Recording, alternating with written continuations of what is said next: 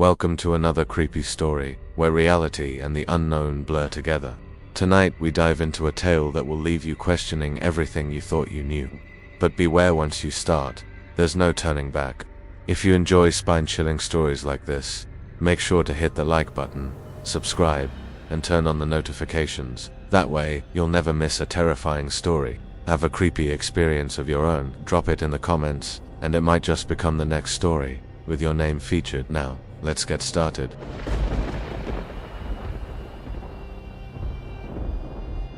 It was a cold morning, the kind of quiet that settles deep in your bones. The world felt muffled, like the air itself didn't want to disturb anything. I'd been a gravedigger long enough to know when something felt off. That morning, something felt wrong, but I couldn't put my finger on it. I grabbed my shovel, wiped the dirt from my gloves, and made my way to the cemetery. It was an old place, where stones leaned precariously, and the trees stretched their gnarled limbs as if reaching for something just beyond their grasp. It had a silence that was thicker than most places, a silence that wasn't just empty, but heavy, full of unspoken things. The job was simple enough. Exhumation. A court order had come through, one of those requests to confirm identity for an insurance claim. Nothing extraordinary, just another name on a list. I wasn't expecting anything strange. I'd dug up bodies for over 20 years, and most times, it was a matter of routine. The backhoe cleared the earth.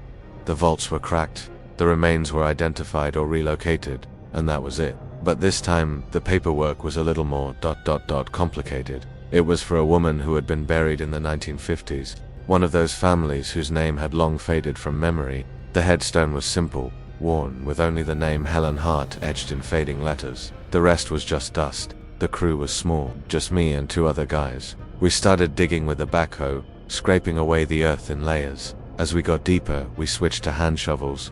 The ground here was stubborn, compacted by time, each layer a reminder of how many years had passed since anyone had bothered with this plot. It was quiet work. The only sound was the rhythmic scrape of the shovel, the soft thud as the dirt hit the pile behind us. When we reached the vault, we noticed something odd. The soil around it seemed different, like it had been disturbed recently. But that wasn't possible, was it? The cemetery had been here for decades.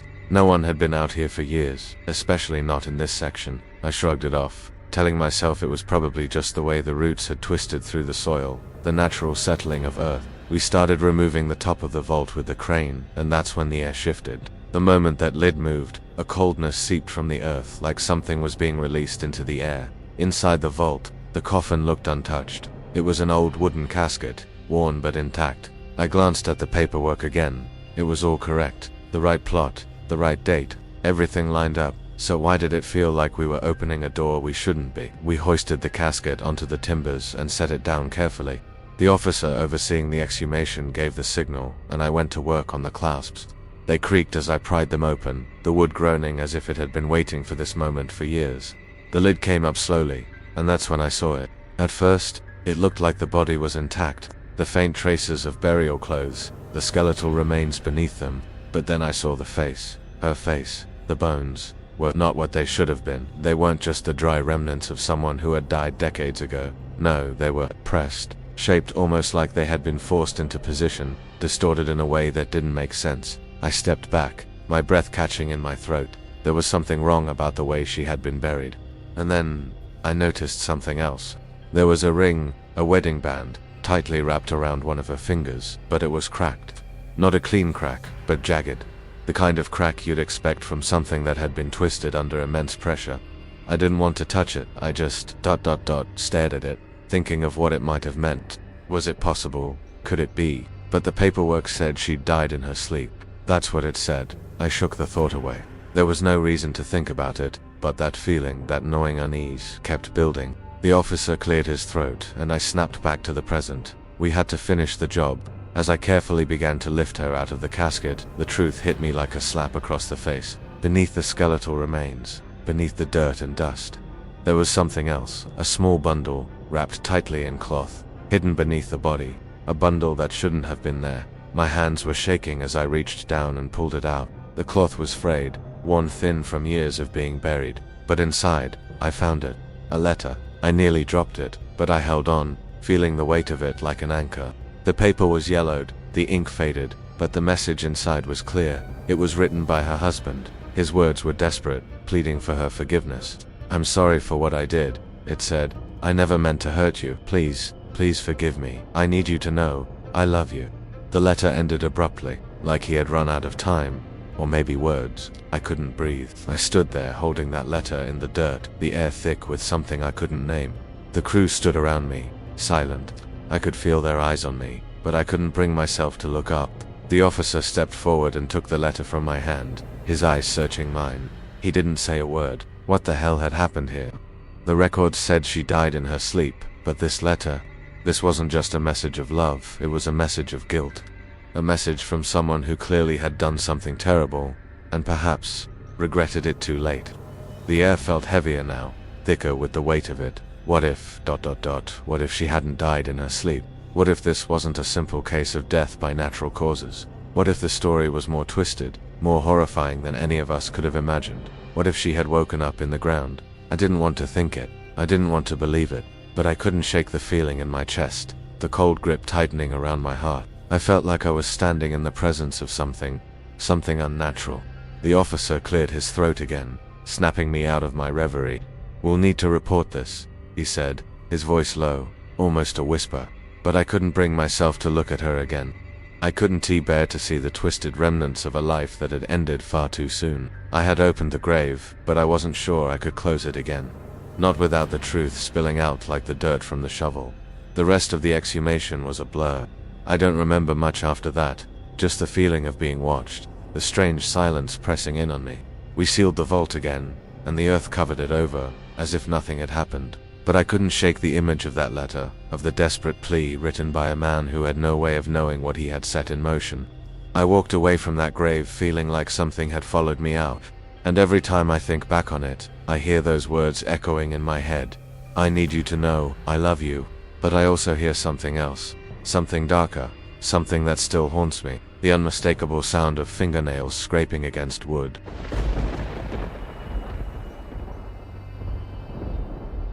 It was one of those mornings that made you want to stay in bed. The sky was heavy with clouds, and the air had that damp, cold bite that seemed to seep into your bones no matter how many layers you wore. I've been a gravedigger for over 20 years, and I've learned to trust the way the earth feels beneath my feet. Sometimes, it's calm, like the earth is just resting. Other times, it's restless, like it's holding something back, like it knows more than you do. That morning, the earth felt restless. We were scheduled to exhume a body from an old section of the cemetery. The paperwork was in order, as usual: death certificates, burial records, a simple request for reburial. It was nothing extraordinary. But I had a bad feeling about this one, something I couldn't shake. Maybe it was the way the air smelled, a strange metallic scent that lingered even after I scrubbed my hands. Or maybe it was the look in the officer's eyes when he handed me the map of the burial site. Either way, I wasn't prepared for what we found. The cemetery was quiet, the kind of quiet that makes you feel like the world has forgotten you're there. The grass was thick and uneven, the headstones tilted from age, and the trees stood as sentinels, their branches twisted like gnarled fingers. We made our way to the plot, the crew moving in their usual routine, but there was something off about this one. The stone had no name, just a number etched into the granite. That was the first thing that unsettled me. No name, just a number. We fired up the backhoe, and as the machine's engine hummed, the dirt seemed to push back at us. The ground was hard here, as though it didn't want to be disturbed. We dug down, layer after layer, the shovel scraping against something harder than normal. When we finally reached the vault, we found it unusually well preserved. It was a concrete vault, sealed tightly, but there was something wrong about it. The vault seemed too new, too pristine, considering the burial had taken place decades ago. We set up the crane to lift the lid, the crew and the officer standing in silence, as if they could feel the weight of what was about to happen. The moment that lid cracked open, I felt the temperature drop. It wasn't sudden, just a subtle shift, like someone had turned a switch. I didn't say anything, but I could see the others noticing it too. The officer looked at me, his brow furrowing, but I didn't meet his eyes. I was focused on the casket inside. It was dark, the wood worn by time, but not as decayed as I expected. I thought of the paperwork again. According to the records, this woman had died in the late 1950s, a natural death, no foul play. So why did this all feel wrong? We lifted the casket carefully, setting it down onto the timber planks, and for the first time, I noticed something strange.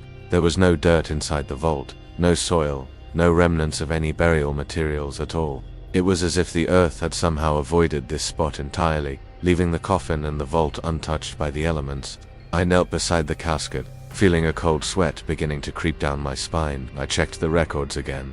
It was supposed to be her.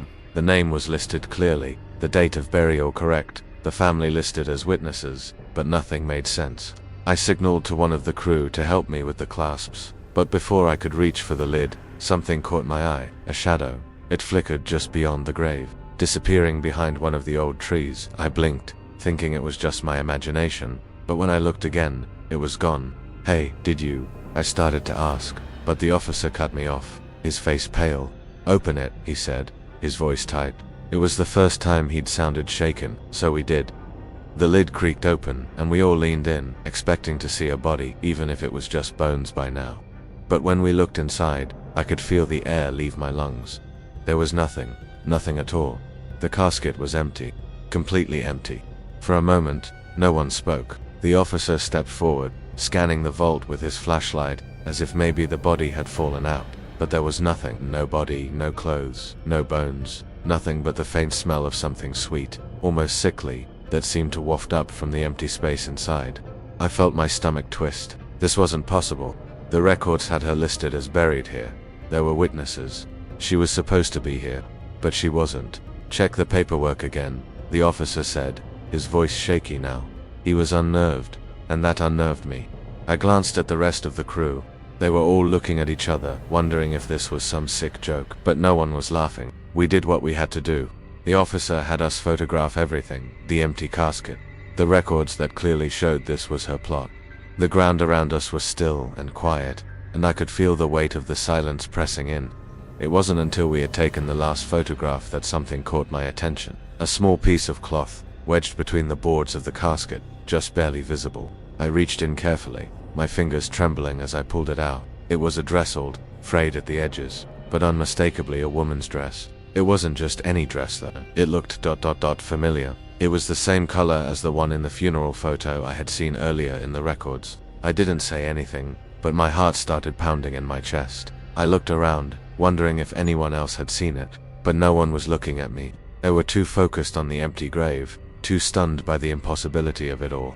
I held the dress in my hands, my fingers tracing the fabric. It felt ... wrong. That's when I heard it. A whisper, barely audible but unmistakable. It came from the grave, not from the casket, but from the ground itself. "You're not supposed to be here." I froze. My breath caught in my throat. The others didn't hear it. They couldn't have, but I heard it. The voice, faint and distant, like a memory trying to resurface. It was low, like it was coming from deep underground, and for a moment, I thought I might be losing my mind. I dropped the dress and stepped back, my legs unsteady. The officer didn't see what I had seen, didn't hear what I had heard. He was too focused on the records, too consumed with the mystery of the missing body, but I couldn't shake it. That voice, it lingered in my mind long after we sealed the vault and covered the grave once more, and every time I walk through that part of the cemetery, I hear it again, that whisper, just beneath the earth. "You're not supposed to be here." I don't know if it was the earth itself speaking, or something else that had been buried with her, but one thing is certain, some graves aren't meant to be disturbed, and some stories never be uncovered.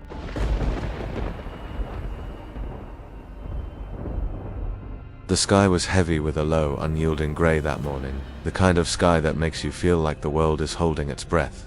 I've been a gravedigger long enough to know that some days are quieter than others, but this one felt different. The air was thick, like it had been saturated with something dark, and I couldn't shake the feeling that something was waiting beneath the ground. We were scheduled to exhume a body from a small forgotten section of the cemetery, one of those old burial plots where the names on the headstones have long faded.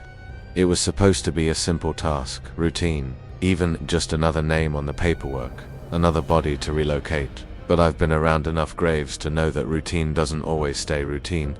Sometimes, the earth has its own plans. I arrived early, as I always do. The crew and I gathered our tools, and we made our way to the plot. It was a family plot, dated back to the 1940s. The headstone was weathered, cracked down the middle, and the name Richard Hullbrook was etched in faint letters.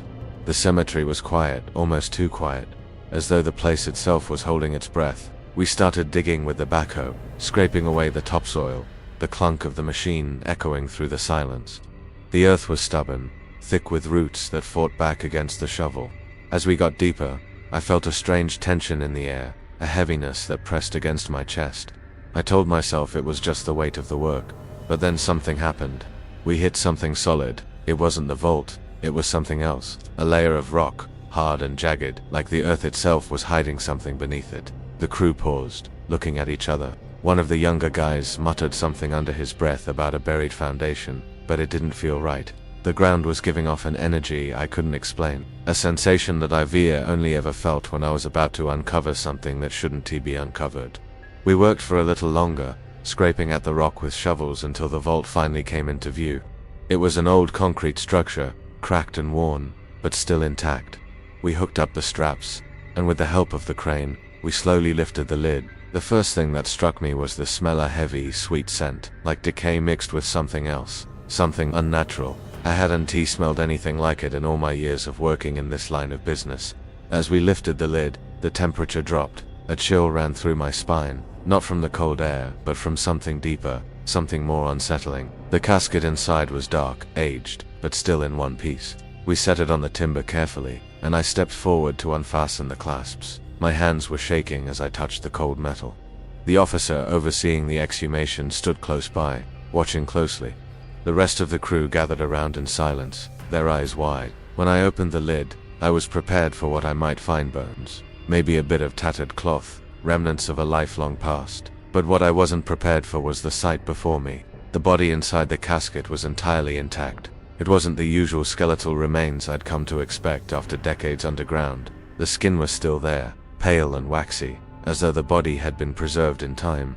Her clothes, a tattered black dress, were faded but remarkably well preserved, and her face was too perfect, too untouched by decay. The eyes, though clouded and empty, were still in place, staring up at the lid. Her lips were parted slightly, as if she had been about to speak.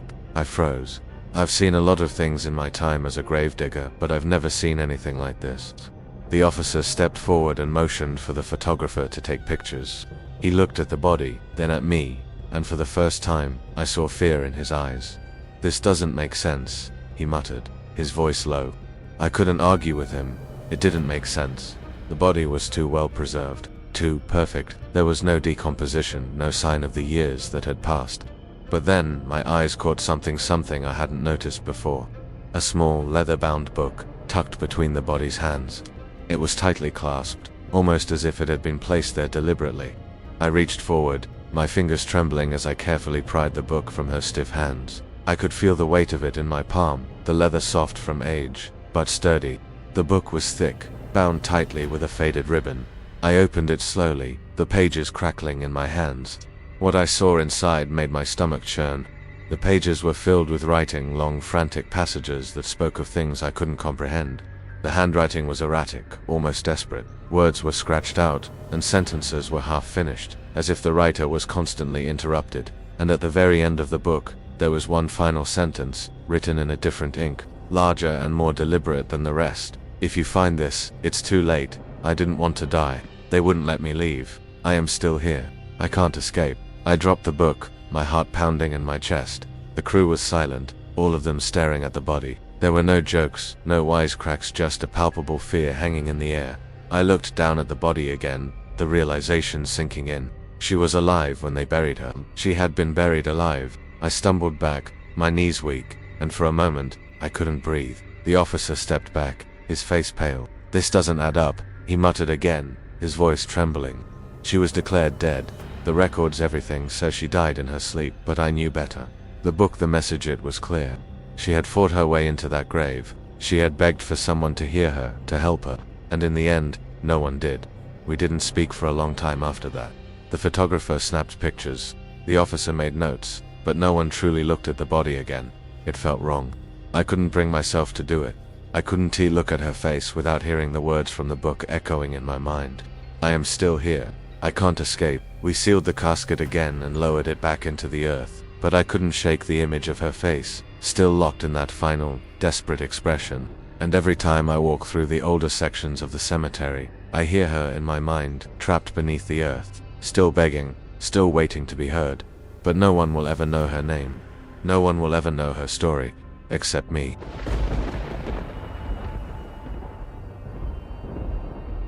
It was one of those mornings where the fog clung to the earth like it had nowhere else to go.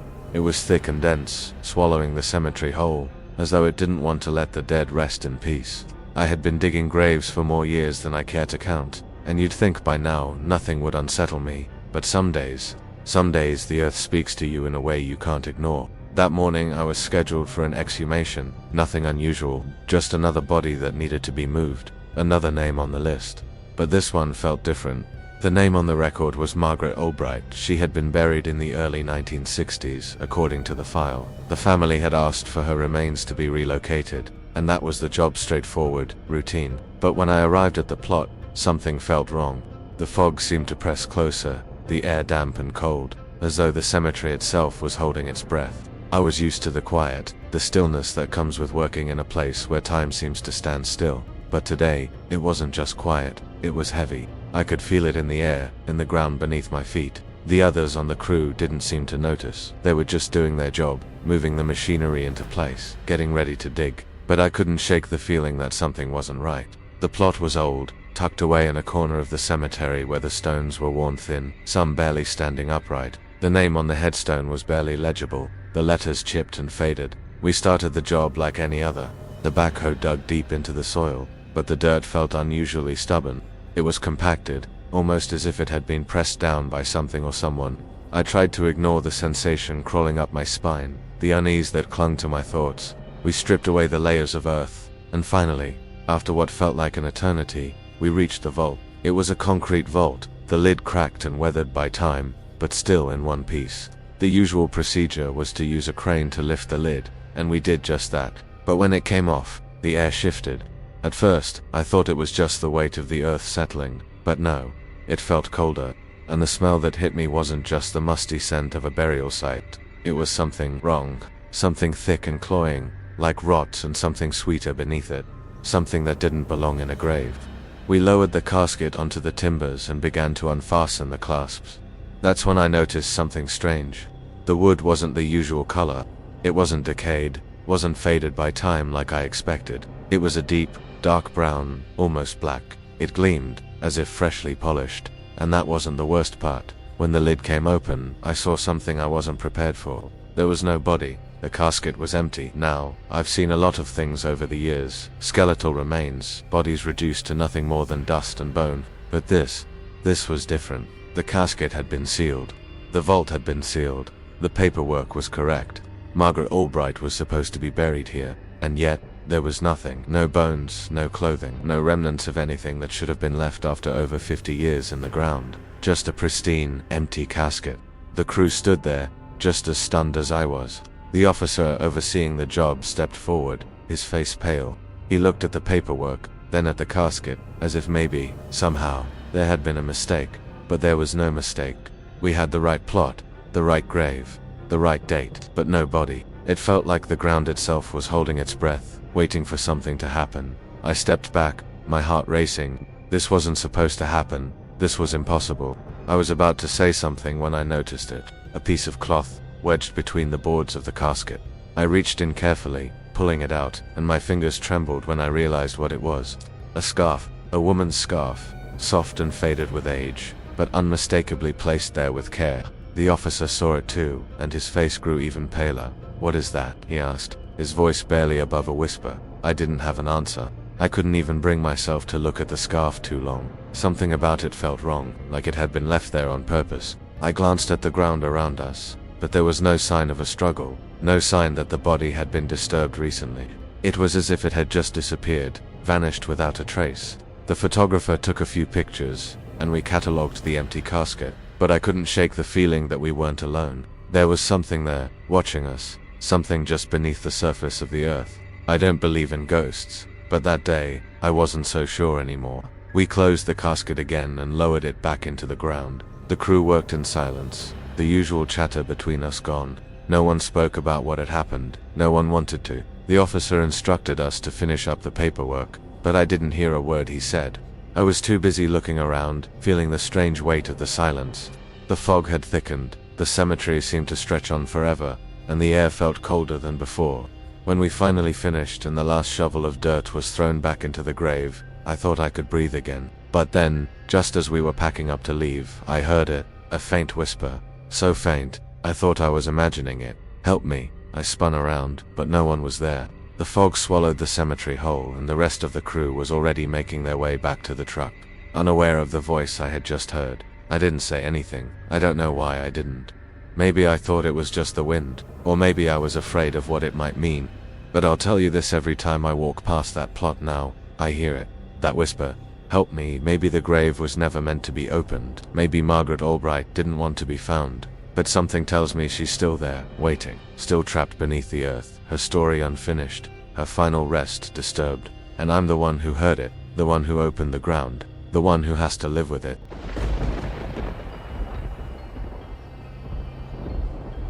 It was one of those days when the cemetery felt more like a living thing than a place of rest. The air was thick with humidity, and the clouds hung low, heavy with the promise of rain. But it never did rain. It was the kind of weather that makes the earth feel like it is about to shift beneath your feet. Like it's holding something back, something it doesn't want you to find. And as a gravedigger, you get to know when something doesn't feel right. That morning, I knew something was waiting for me. We had a request for an exhumation. One of those jobs that sounds simple on paper, just another body to relocate, but this one felt different. The paperwork came in for a woman named Edith Holloway who had passed away in the late 1940s. Her family had requested the exhumation because they wanted her remains moved to a different plot, closer to where the rest of the family had been laid to rest. There was no mention of foul play, no legal disputes, just an ordinary relocation. But nothing in this job is ever ordinary.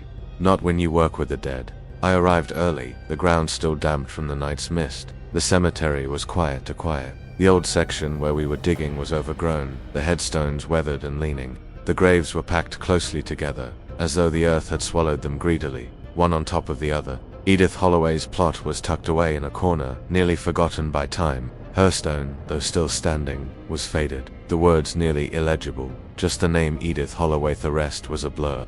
The crew began setting up, moving the backhoe into position, and I felt a strange knot tighten in my chest. Something wasn't right, and I couldn't tell if it was the weather or something more. The ground felt unnaturally hard, almost like it was resisting the shovel. We dug deeper, switching to hand tools once we hit the vault. The soil was thick, stubborn, and the deeper we went, the harder it became to dig.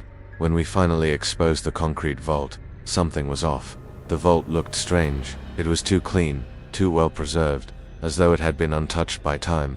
And the edges, they were too sharp. Most vaults, especially old ones, are weathered, cracked, even broken by the pressure of the earth. But not this one. It stood there like it had been put in the ground yesterday. We rigged up the crane and began to lift the vault lid. The moment the metal straps pulled taut, a low, groaning sound filled the air. It wasn't the usual creak of metal. It was a sound that made the hair on the back of my neck stand up, a sound that seemed to come from deep within the earth itself. The lid shifted slowly, and as it lifted, I could feel a cold draft rise from the grave, as though something had been trapped in the dark for far too long. I looked at the others. None of us spoke. We all felt it, the cold that seeped into your bones, the kind of cold you don't forget. The casket inside the vault was still in place, its dark wood, stained with age but intact. We moved carefully, lowering it to the ground, placing it on the timber boards. I remember the silence. The air was so still, it felt like the whole cemetery was holding its breath. I stepped forward, my gloves tight against the handle of my shovel, and I reached for the clasps of the casket. My hands were shaking, but I didn't understand why. Maybe it was the eerie calm, or maybe it was the look in the officer's eyes as he watched me. Either way, I couldn't seem to stop my hands from trembling. When I finally opened the casket, the smell hit me. It wasn't the usual smell of decay, of death long past. No, this was different. It was thick, sweet, almost cloying, a smell that didn't belong in a grave at all. I glanced inside and my heart nearly stopped. The body was still there, but it wasn't what you would expect after decades underground. The body was perfectly preserved. Her skin, though pale, had the texture of someone who had only been dead a few weeks, not decades. Her face was serene, untouched by the ravages of time, her hair still dark, neatly styled as if she had just been placed in the casket that morning. The clothes she wore, though faded, were intact, not rotted by the years. Even the rings on her fingers, worn smooth with age, remained in place. It was too clean. The officer beside me moved in closer, his face pale as he peered into the casket. "This doesn't make sense," he murmured. but I knew better than to try and explain it away. This wasn't normal. I'd seen enough bodies to know that time had a way of taking everything: flesh, bone, clothing, jewelry. It all decayed. But this body, this woman, was untouched. Then, something caught my eye. Beneath her hands, folded carefully over her chest, was something strange. A small, yellowed envelope. It was tucked into the folds of her clothing, as though someone had placed it there with great care. I hesitated. I didn't want to touch it. Something about it felt wrong, like disturbing. It might awaken something that had been sleeping for far too long. But I reached for it anyway, my fingers trembling as I pulled it free. The envelope was old, the paper thin and fragile, its edges frayed.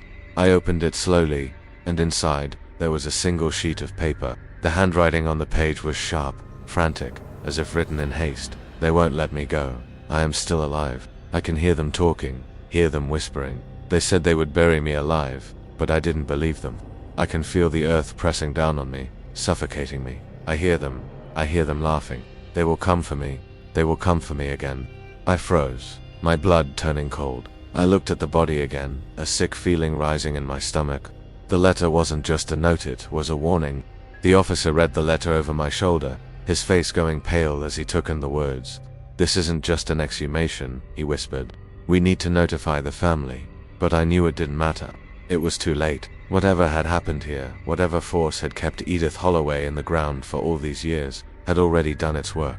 She had been buried alive, and something had kept her there, untouched by the decay of time, kept her body in perfect preservation, as if it were waiting for the moment to be discovered. I sealed the letter back in the envelope and handed it to the officer, my hands shaking, but I didn't look at the body again. I couldn't. The cold had seeped into my bones, and the weight of what I had just uncovered pressed down on me like the earth itself. I turned away, walking quickly, the whispers of that letter still echoing in my mind. As I left the cemetery that day, I couldn't shake the feeling that Edith Holloway wasn't truly gone. I don't know what happened to her soul, but I know that the graveyard holds more than just bodies. It holds secrets, dark ones, and some graves should never be disturbed. Because sometimes, what lies beneath the earth isn't just decay. Sometimes, it's something that's waiting, and sometimes, it waits for you to come and find it. Thank you all for joining me on these journeys. Your support means everything, and I love reading your reactions and personal experiences in the comments. If these stories kept you on the edge of your seat or gave you chills, please hit that like button and consider subscribing for more haunting stories. Have you ever experienced something similar, or perhaps you have your own unexplainable story to share? I'd love to hear your thoughts in the comments below. Each of your stories adds another layer to our growing community of horror enthusiasts. And if you think someone else might enjoy a good scare, don't forget to share this video with them. Stay tuned for more spine-chilling stories. And remember, sometimes the scariest tales are the ones that could happen to any of us. Thank you again for watching, and I'll see you in the next video, if you dare.